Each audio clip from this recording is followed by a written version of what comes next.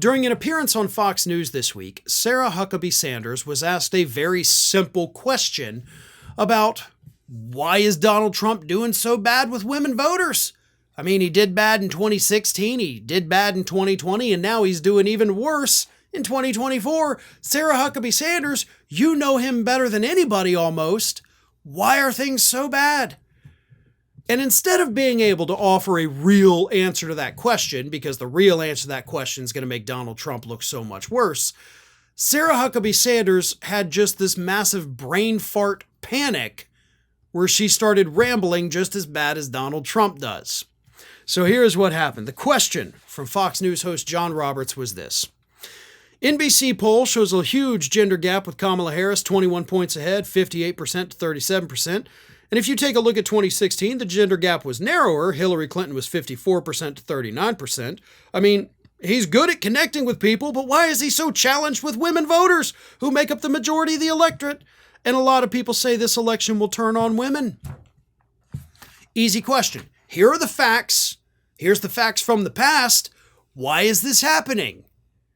Now, before I read you Sarah Huckabee Sanders' answer, just know that we all know, and John Roberts knows, and Huckabee Sanders knows, why this is happening, right? The man who has been accused of sexual misconduct by dozens of women, why is he not resonating with women? The man who brags about overturning Roe versus Wade, why is he not resonating with women? The man who was sued twice for defamation and lost twice by E. Jean Carroll, why is he not winning with women? I don't know. It's a real head scratcher, isn't it, folks? But here is what Sarah Huckabee Sanders tried to offer as an explanation. I think moments like we saw in that grocery store at the Chick-fil-A with the little boy are... Now, before I continue, I am going to stop mid-sentence here.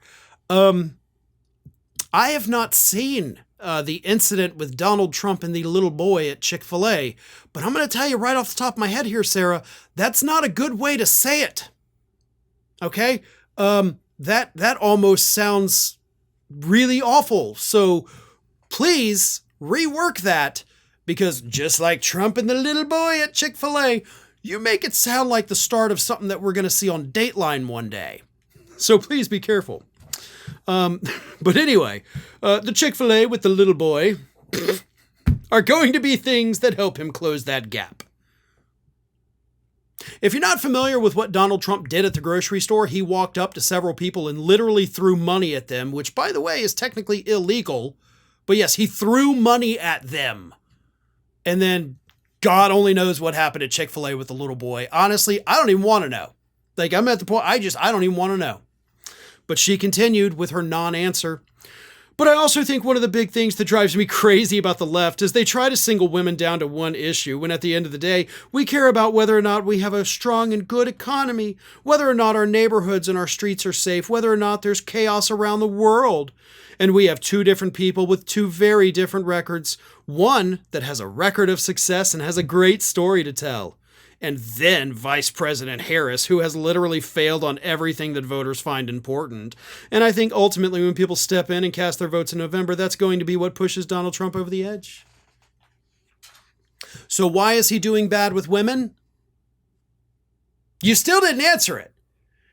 You didn't answer. You didn't offer an answer. You didn't offer a solution. You just said Harris is bad and Trump did something with a little boy in a Chick-fil-A. I don't know. Again, I don't know. But none of those are answers and none of those are solutions. You just went off and kind of panicked mentally and just started saying words like Donald Trump, hoping a sentence would form itself. But for the record, all of those things, you're like, they care about the chaos on the streets. Women can open their front doors and they can do this. They can see that you're lying to them. They can look around at the economy. And they can remember the economy when Donald Trump left office. They remembered not being able to buy toilet paper, not being able to find paper towels. They can go to the grocery store right now and buy those things. We're not in any kind of shortage on those supplies. They remember not being able to buy baby formula because of Donald Trump's COVID policies, right? We couldn't get meat. There was no chicken in the grocery store. Women and men literally couldn't feed their families for the last year that Donald Trump was in office. You want to talk about that, Sarah? You want to talk about all the allegations against Donald Trump? You want to talk about how he treats his own wife? How he treats his daughter in that very creepy way? Those are reasons women do not gravitate towards him. But you know that. John Roberts knows it. But most importantly, the public knows it. So even if you two morons won't admit it, people out there know what's real and they know what's not.